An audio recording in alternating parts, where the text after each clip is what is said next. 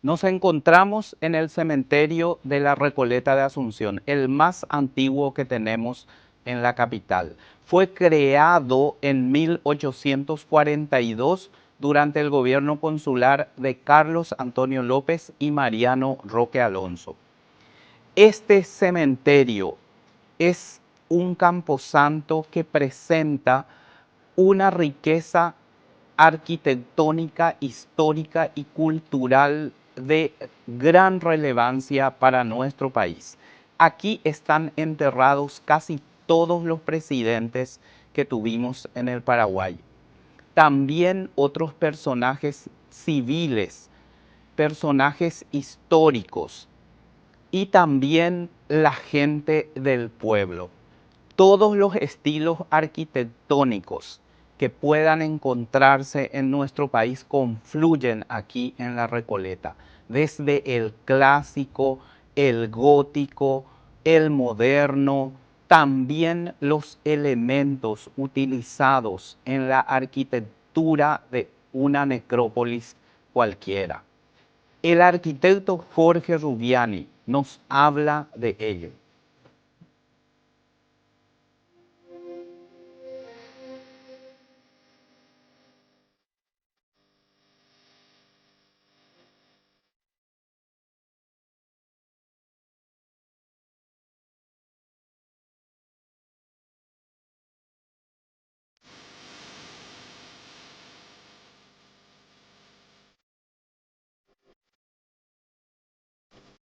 ¿Por qué la gente visita el cementerio en un Viernes Santo? Bueno, podríamos generar una serie de respuestas más o menos acomodadas a la realidad y a la necesidad de esa gente, porque en realidad el cementerio era muy visitado, mucho más visitado que ahora en otros tiempos. Y ahora quedaron los días esenciales, el 1 de noviembre, el Día de los Muertos, y el Viernes Santo, yo creo, no tengo ninguna certeza de que lo que diga es cierto, la gente viene porque es el día en que murió Jesús. Y entonces hay todavía una asociación de la muerte con la muerte de Jesús. Y por ese motivo mucha gente viene en ese día. Probablemente lo hagan también porque en ese día hay un culto general a los muertos por la muerte del Creador, y entonces será ese uno de los motivos. No tengo ninguna certeza de que sea así, pero puede ser uno de los motivos. Ya, ahora un cementerio tan antiguo como el de la Recoleta ya no es simplemente para visitar a los muertos que están enterrados acá, sino para observar la arquitectura, conocer algo de la historia. ¿Qué elementos podemos encontrar aquí, antes que nada arquitectónicamente, en lo que se refiere a un camposanto? Bueno, eso debería ser así siempre. La visita al cementerio por razones fundamentales, estéticas, históricas y de conocimiento en general. Pero yo creo que ante los muertos uno empeña lo mejor que tiene. Mucha gente quiere agasajar a sus muertos como tal vez no lo hiciera cuando estuvieran vivos. Por eso hay panteones que son más lujosos que las casas que tenían esos muertos antes. Hay panteones que tienen luz, probablemente porque el muerto odiaba la oscuridad y no le quisieron dejar en la oscuridad. Hay una serie de reacciones ante la muerte y probablemente debiera ser que nuestra educación, nuestra conciencia, nuestra sensibilidad hiciera que viniéramos al cementerio más asiduamente, más frecuentemente de lo que lo hacemos. Pero ante el abandono se produce la otra cara de la moneda, la parte negativa de ese olvido, que es la depredación y la rapiña que sucede en el cementerio de la Recoleta. Y no es solamente una rapiña para sustraer cosas, sustraer una placa, romper un candado. Es la rapiña de los espacios, porque como el espacio en la Recoleta es un espacio urbano mucho más caro que cualquier barrio elegante de Asunción, entonces la gente echa un árbol, mueve una tumba o elimina una tumba para hacer su panteón. Y es lo que vemos aquí permanentemente, que en medio de los grandes panteones o de los panteones que son ricos en formalidades, en elementos estéticos, aparecen otros que dan lugar a revestimientos que más quieren reflejar el estatus que una calidad estética o un simbolismo sobre la muerte. Y eso es lo que vemos lamentablemente aquí muchas veces. Vimos antorchas que están de cabeza, hojas de acanto. Esos elementos, ¿cuáles son los elementos que más se repiten en la parte antigua sobre todo? Lo primero, en algunos panteones las antorchas cabeza abajo que indican luto. Hay otros como, hay toda una floresta que representa la muerte, las hojas de acanto, los lirios, los claveles, las siempre vivas, que cuando no se pueden tener de una manera artística, muchos lo tallan en piedras o los hacen con algunos que ya se llamaban frentistas, antes lo hacían sobre moldes y con mezclas de cemento.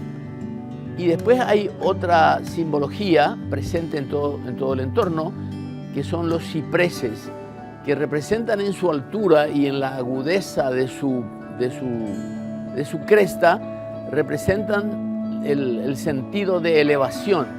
Después hay círculos, sobre todo serpientes que se muerden la cola, que hacen un círculo, porque se sabe que círculo es la existencia. Hay un poema que dice: círculo es la existencia y mal hacemos cuando al querer medirlo le asignamos la cuna y el sepulcro por extremos. Entonces todo ese tipo de simbologías aparecían dentro de una sociedad muy consciente de esas cosas. Después viene la sociedad, la otra sociedad, la nuestra, que no solamente es inconsciente sobre esos valores, sino que sobre muchos otros que signaban la vida en tiempos anteriores. Arquitectónicamente, esta es una ciudad que tiene una muestra impresionante de estilos arquitectónicos. ¿Qué, por ejemplo, encontramos? Sí, acá hay muestras de un barroquismo que ya no vemos en la ciudad. Hay muestras de una arquitectura clásica, neoclásica. Hay muestras de una arquitectura modernista en todos los estilos, porque sabemos que el modernismo tuvo formalidades diferentes según los países en los que se desarrolló en Europa. Después hay elementos arquitectónicos, no me viene al nombre, que surgió en Alemania, que aparecen aquí, pero lo que hay que destacar es que los estilos que podemos ver en la Recoleta, en el cementerio de la Recoleta, ya no vemos en el resto de la ciudad, ya no existen en el resto de la ciudad.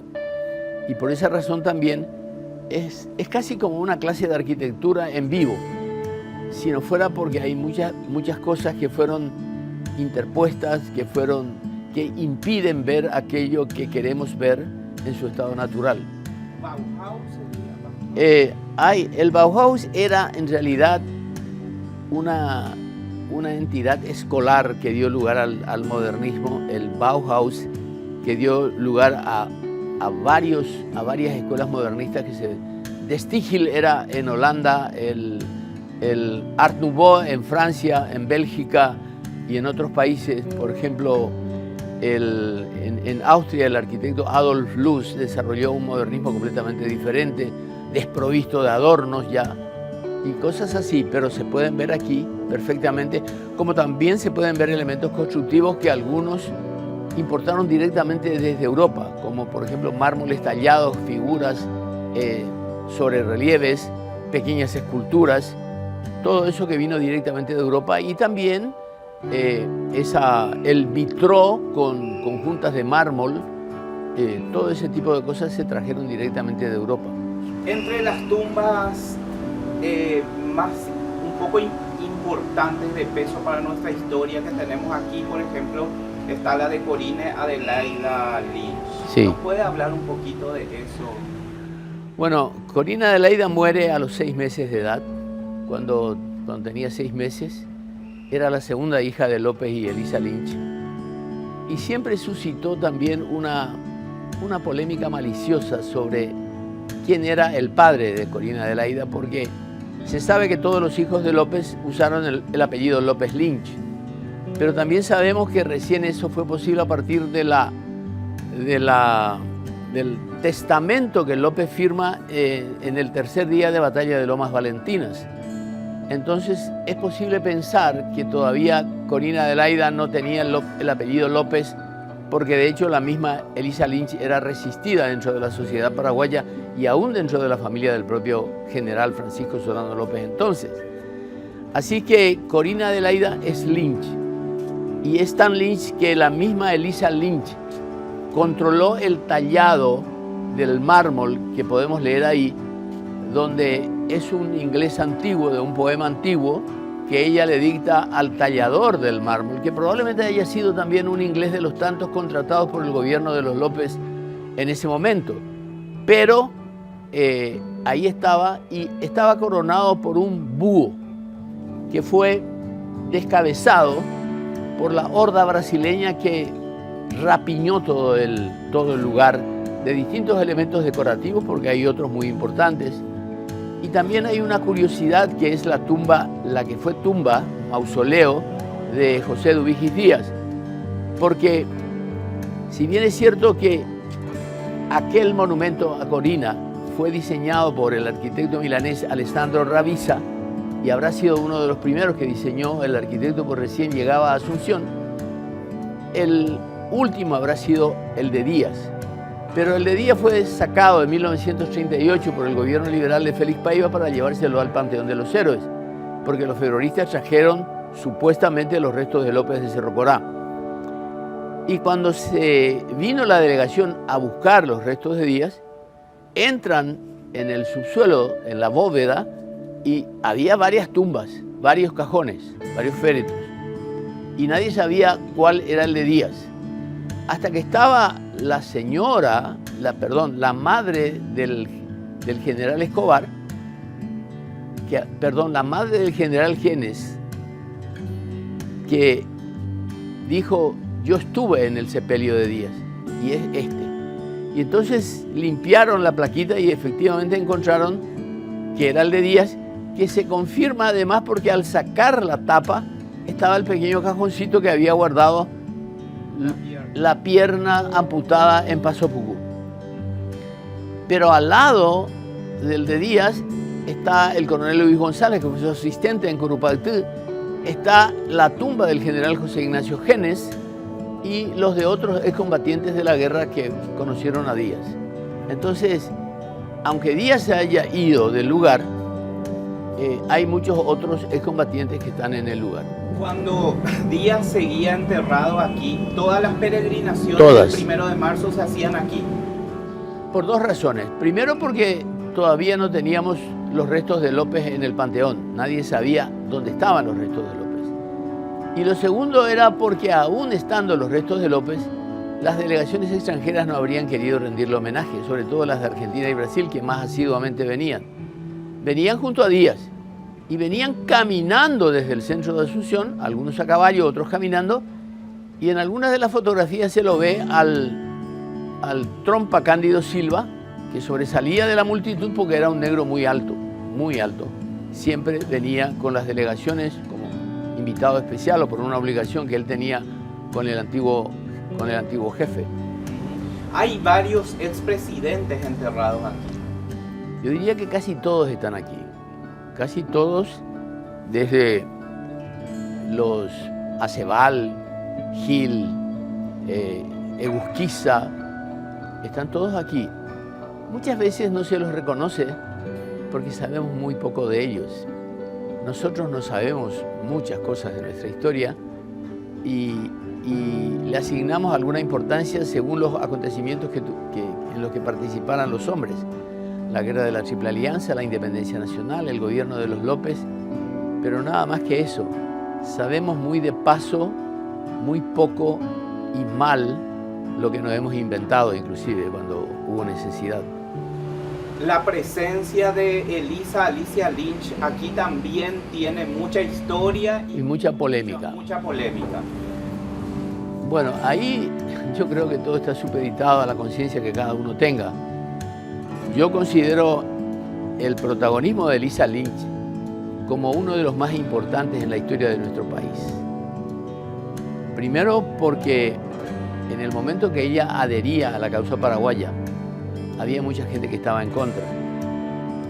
En segundo lugar, porque es una mujer que tuvo todo para optar por quedarse donde estaba mucho mejor, o por volver a donde estaba, iba a estar mucho mejor, y optó por quedarse en nuestro país. Y quiso volver a nuestro país y no le dejaron. Y en ese sentido ha manifestado una actitud de mayor sentimiento, de mayor responsabilidad, como otros extranjeros, el caso de Rafael Barret, por ejemplo, unos 30 años después. Pero Elisa Lynch le guardó al Paraguay un recuerdo especial, un sentimiento que probablemente otras personas en su época no habrán tenido. Y cuando se traen los restos, se traen de acuerdo un poco a la picardía nacional también, porque había muchas dificultades para hacer un traslado de semejante importancia desde Francia o desde el cementerio de París Les Chais en París hasta Asunción. Entonces parece que los muchachos organizaron una especie de secuestro de Elisa Lynch y trajeron los restos. Pero la polémica no termina ahí. La polémica se plantea en el lugar donde depositan sus restos, porque es un monumento brasiliesco. El panteón de Elisa Lynch se hace bajo los influjos de Brasilia y es un monumento que podía haber estado perfectamente en Brasil, pero no acá. Y no al costado de una iglesia colonial como es la iglesia de la Recoleta. Pero eso ya son especulaciones tal vez muy profesionales, pero a mí me parece que no debiera ser así. Ahora, hasta hoy se la lleva o no al panteón, porque el arzobispado es el propietario del oratorio, sería. Sí, y ella no era la mujer legítima de López. Y bueno, ahí chocamos con varios muros que son todavía infranqueables. Pero la Iglesia Católica en el Paraguay hizo ya mucho daño para que nosotros sigamos apegados a sus determinaciones. La Iglesia Católica en algún momento legitimó la dictadura, legitimó otros fermentos autoritarios.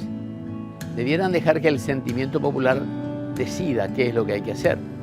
Yo no creo que por decisión de nadie Elisa Lynch pueda ser llevada al panteón, pero tampoco creo que se tenga que organizar una encuesta sobre el asunto, porque vamos a emitir una opinión sobre lo desconocido, porque muy poca gente conoce de verdad la historia como para determinar lo que hay que hacer con los restos de esa historia.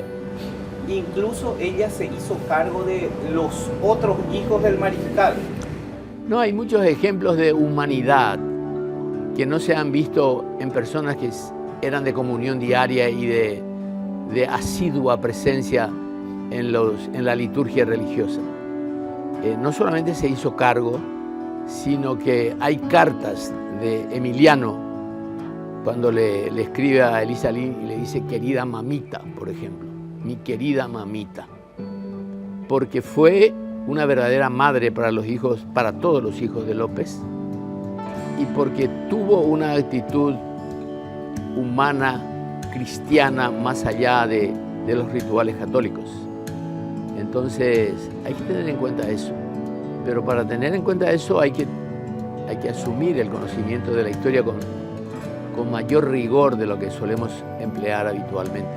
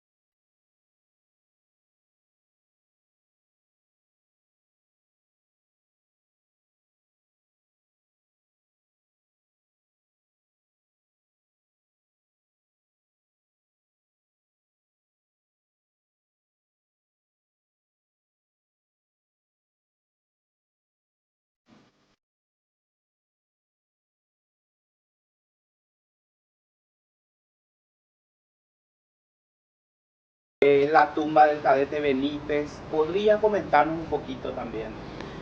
Hay una que es menos conocida y que tiene placas de todo el mundo y que ante la falta de lugares para colocar nuevas placas, se sacaron y se volvieron a poner otras en su reemplazo, y que es el caso de dos amigos. Probablemente hayan sido, no quiero decir el vocablo maldito, pero hayan sido muy amigos.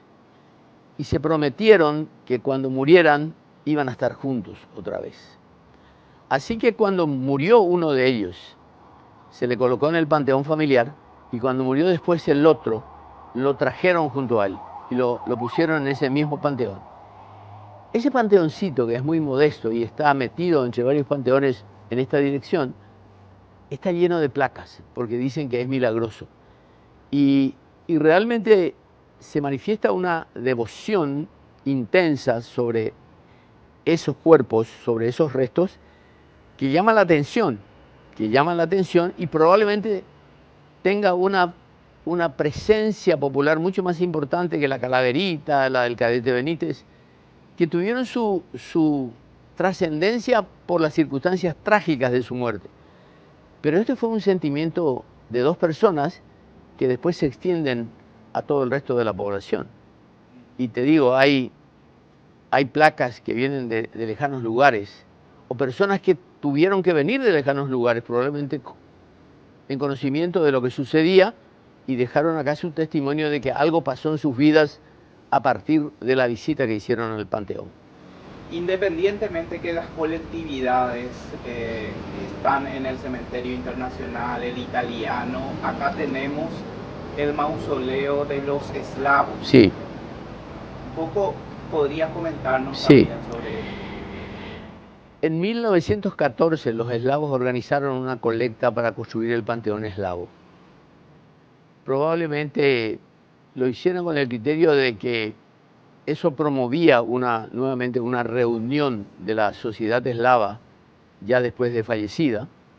Y además el panteón tiene una formalidad tan importante, vuelve a tener la simbología circundante del ciprés al lado y de la bóveda, la cúpula, que es una bóveda clásica que representa el espacio celeste. Si nosotros nos vamos al panteón de Adriano en Roma, o nos vamos a la Basílica de San Pedro, vemos esa enorme vastedad espacial que nos hace mirar arriba, que nos hace mirar como si miráramos al cielo. Bueno, toda esa simbología está presente en estas formalizaciones, y hay otras distintas, pero normalmente aquel panteón eslavo es una demostración del intento de elevación que tenemos cuando creemos que vamos al cielo cuando morimos. Pero al lado hay una elevación de estilo gótico, donde también persiste el mismo elemento de elevación, con la idea de que esa formalidad arquitectónica nos hace mirar hacia arriba. Así que hay varias cosas que vamos viendo, y después hay algunas interferencias que simplemente se hubieran evitado con un machetazo, porque de repente hay plantas que no son compatibles con el espacio, no por su falta de simbología solamente, sino que son plantas de raíces profundas que dañan el suelo y que probablemente lleguen hasta las tumbas que queremos preservar. Está el monumento de las Lloronas, por ejemplo. Sí. ¿Qué significado tiene su presencia acá? Bueno, las lloronas son un fenómeno universal, porque antes las familias contrataban a las lloronas para hacer más sentido el duelo, para que las lloronas lloren por aquellos que no podían llorar o no sabían llorar, y entonces tienen una trascendencia desde los antiguos tiempos de los griegos y romanos, las lloronas. Y sobre ese fenómeno se hace una escultura que el dueño del panteón, Francisco Campos, habría hecho traer de Europa. Dicen de Europa, bien pudo haber sido desde Buenos Aires, nomás que ya tenía algunos de los elementos característicos de la cultura artística mortuoria que se usaba en Europa. Entonces las lloronas vienen, pero como un elemento más decorativo de adquisición, que no representan exactamente un hecho particular, sino que representa el fenómeno de que antes también aquí teníamos lloronas que envueltas en su rebozo negro iban a los velatorios y decían, bueno, ahora, y ¡guau! Se ponían a llorar. Eso como los músicos, un, dos, tres, y ¡guau! Y los músicos que empezaban a animar también en los de todo. Sobre todo los velorios de los inocentes, de los angelitos, era una fiesta. Era una fiesta, se libaba alcohol, se comía mucho, se contaban chistes verdes, etc. Ya. También tenemos la de Gastón Gadín. Tenemos. Los padres. Los Gastón Gadín se fueron enterrados en el Mangrullo y hoy quién sabe dónde están. Claro, los padres estaban acá. Y da la casualidad que un pariente mío compró la tumba para la tumba de su familia y tuvo la delicadeza de sacar la placa del padre de Gastón Gadín, que no recuerdo, creo que se llamaba Amado o algo, y sacó y colocó en el mismo panteón de su familia, pero está la placa que recuerda la muerte de los dos. Y él era el parricida de Villamorra. Gastón Gadín. Y el último condenado a muerte en Paraguay. Los últimos, porque Cipriano León, que fue su jardinero y cómplice, fue fusilado con él.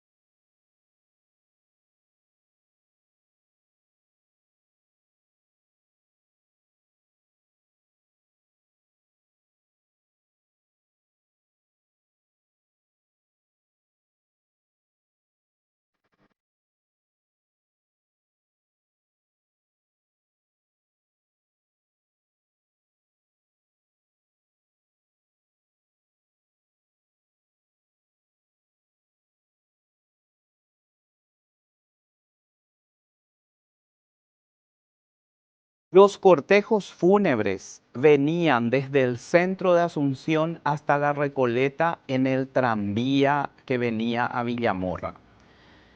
Sus recuerdos los comparte con nosotros el arquitecto Ramón González Coronel, nieto de uno de los doctores más afamados que tuvo el Paraguay, aunque de muy breve trayectoria, el doctor Bartolomé Coronel.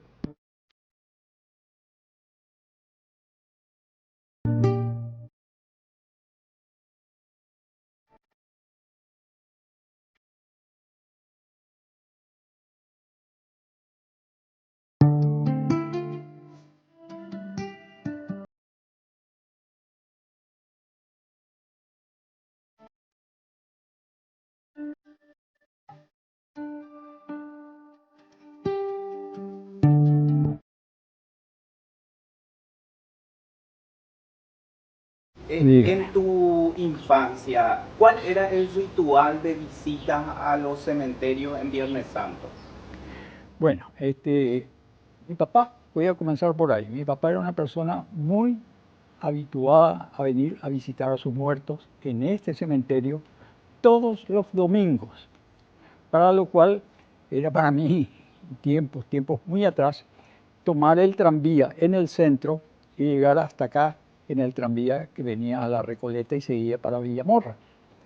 Pero esa era una costumbre de mi papá, de visitar a sus muertos todos los domingos. Era una cosa clavada. Y de acá ya íbamos a casa de otros parientes, qué sé yo, a comer algo, etcétera, etcétera. Pero sí veníamos acá. Y esta avenida principal que es la número 1 del cementerio este de la Recoleta, es justamente por donde entraba, pues, porque detrás del mausoleo, del cual ya habló el arquitecto Vianney, es donde está el panteón de la familia de él. Así que este era mi recorrido de siempre, pero previo a las famosas compras de flores sobre la calle. Eso era todo un vergel de matas y de flores de las muchachas que traían para vender, no solamente en este portón, sino en el portón siguiente también. Pero este era el principal y del cual yo recuerdo más con mi infancia de venir a este sitio y entrar por esta avenida. Ya. Y había mucha gente que venía tipo a hacer picnic acá, a pasar el día en Semana Santa. Exactamente, sí. Venían precisamente en Semana Santa, pero también había otro día de noviembre. El 2 de noviembre. El 2 de noviembre, que es el Día de los Muertos, en donde ahí sí veía yo siempre mucho flujo de gente llegando y preparada para pasar el día entero acá. Traían sus comidas y comían ahí, o si no, comían en un famoso restaurancito que quedaba del otro lado de la avenida y que estuvo, por cierto, muchísimo tiempo en donde arranca la avenida que va para Trinidad, el Sacramento. Sacramento. ¿Y cómo se llamaba, no te acordás? No recuerdo. Lo único que recuerdo como buena criatura, que tenían un juego que le llamaban el juego del sapo, que era como una especie de... tenían la cara de un sapo grande y uno tenía que acertar meterle la ficha en la boca del sapo.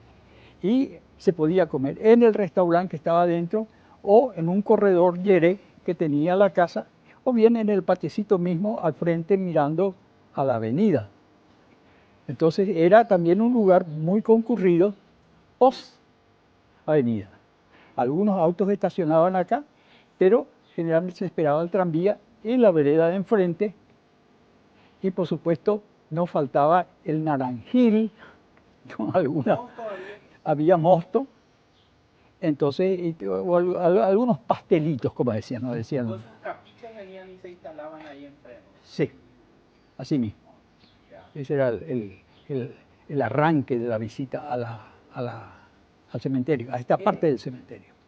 Carretas ya no venían, prohibidas no, en esa época lo que yo recuerdo es porque a mi papá todavía lo enterraron con el sistema de los tranvías, que llevaba por detrás una carroza fúnebre, toda negra por supuesto, toda adornada y arreglada para eso, y entonces como mi casa quedaba lejos de la vía del tranvía, eran como 5 o 6 cuadras, recuerdo que se llevaba el cajón a pulso hasta llegar a la calle 25 de Mayo, por donde pasaba el tranvía. Pero para llegar allí, de tanto en tanto tenían que descansar, y entonces descansaban sobre dónde, lo que los vecinos sacaban sus sillas de cuero, de famosas sillas de 4 patas gruesotas así, y se dejaba el cajón por un tiempo ahí, hasta que recuperadas las fuerzas, se llegaba hasta la calle 25 de Mayo. Y ahí se le colocaba el ataúd en el acoplado que tenía el tranvía en la parte de atrás, que era todo una carroza fúnebre sobre vías. Ya, tu papá, ¿cómo se llamaba tu papá? Evaristo. Evaristo González. Evaristo González Rolón. ¿Y a él a qué se dedicaba? Él era farmacéutico. Farmacéutico. Era oriundo de Villeta, de la zona de Villeta. No precisamente. ¿Era pariente de Juan P. González, del presidente? No era pariente, no era pariente. El segundo apellido era Rolón, y por ese lado sí eran parientes con el Rolón que llegó a ser presidente también de la República. ¿La casa de donde ustedes le llevaron está sobre Yegros? Yegros, sí. De esa casa le llevaron a pulso hasta 25 de Mayo, donde estaba la vieja tienda Segura La Torre. Y ahí el tranvía traía la carroza. El tranvía traía la carroza y ya se hablaba de a qué hora se iba a estar ahí para no trancar tan bien a los demás tranvías que normalmente hacían su paso por ahí. ¿Y eso se alquilaba especialmente el tranvía? Se alquilaba, no, se alquilaba la familia de la persona fallecida, ya tenía que hacer todos esos trámites con la CALT, que es la Compañía Americana de Luz y Tracción, que era la compañía dedicada entonces a el sistema tranviario Ya. y electricidad de Asunción también. ¿Y en cuánto tiempo más o menos se llegaba del centro Ah. hasta el tranvía? No recuerdo, pero ese tranvía no es que se paraba, no había semáforos, no había mucho tráfico, nada. Ese tranvía, como además tenía vía y toda la gente respetaba la vía porque no era el caso, entonces él llegaba en lo que le llevaba, pues ya no tenían trancas, vamos a decir. Ahora, de parte de tu mamá, Sí. tu abuelo era el doctor Bartolomé Coronel. Sí, ¿Quién era el doctor Bartolomé Coronel? el doctor Bartolomé Coronel era médico, ¿no es cierto? Él estudiaba con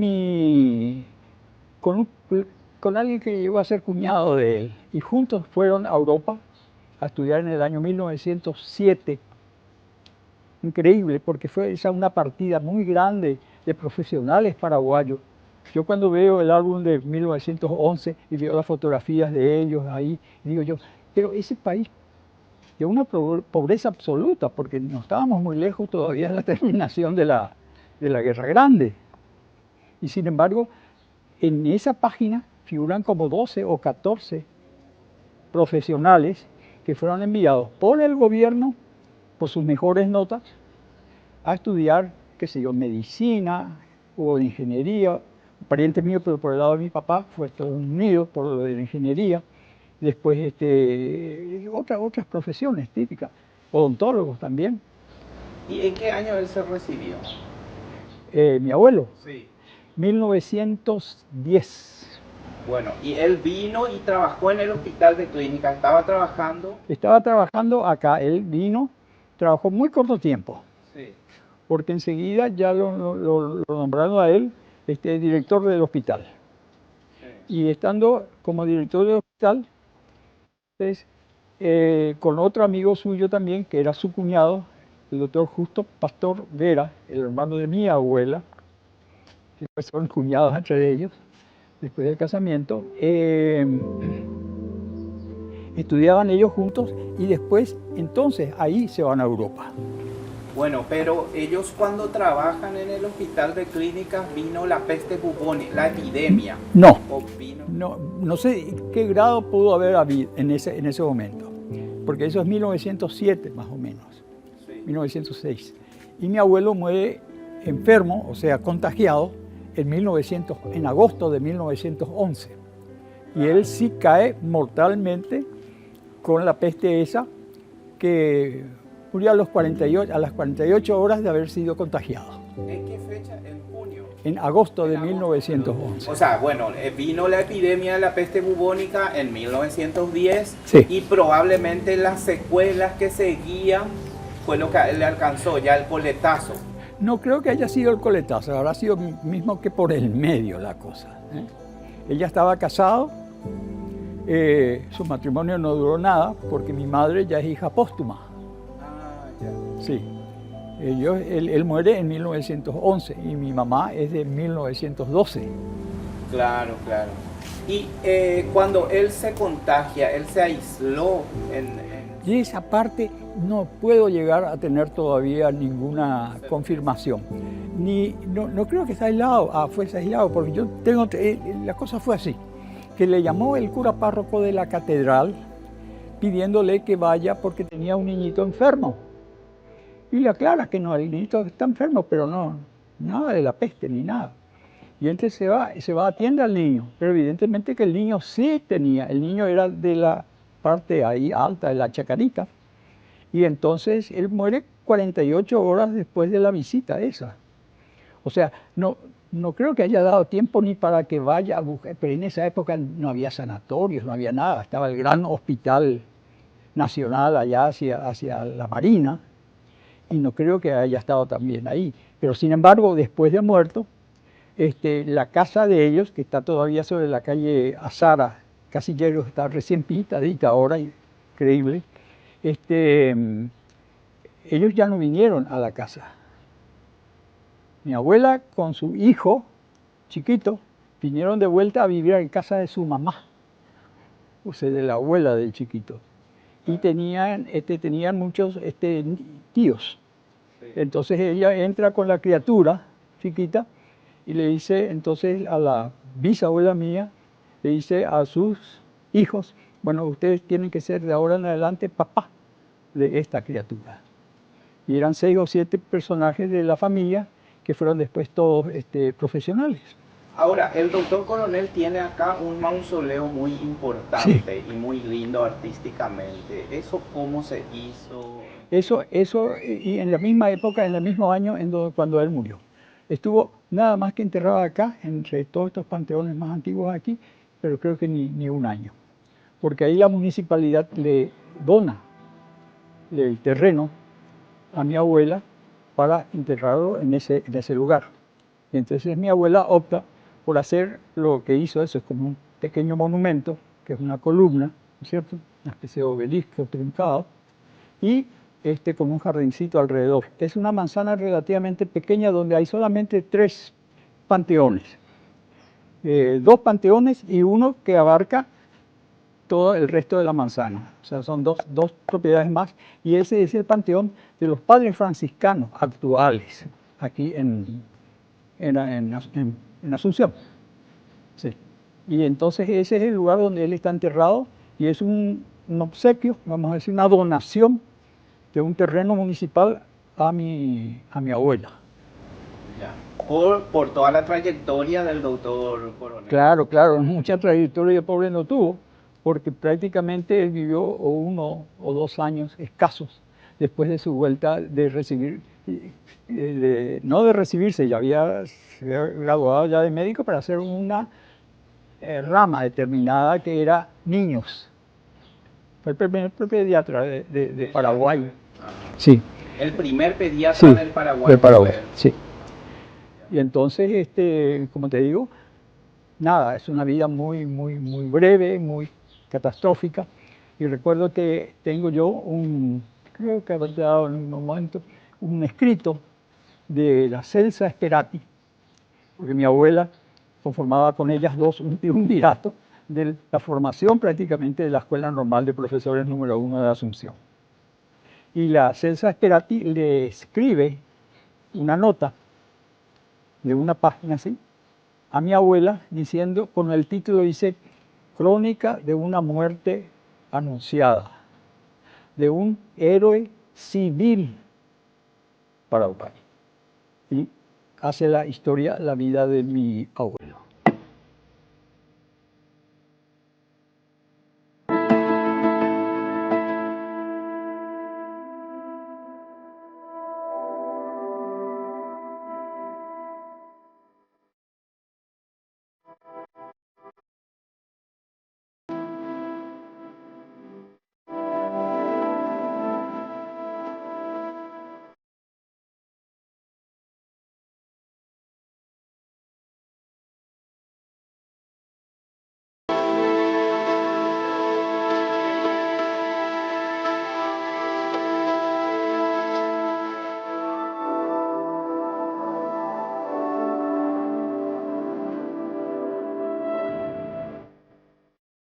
En 2 fechas, el mundo católico visita asiduamente los cementerios.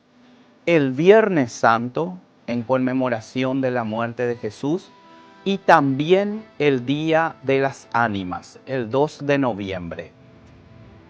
Todo esto es parte de nuestra cultura y valdría la pena aprovechar esas visitas para observar la arquitectura, los elementos arquitectónicos y simbólicos que se encuentran en el cementerio de La Recoleta. Así también observar los monumentos, observar las tumbas de los personajes.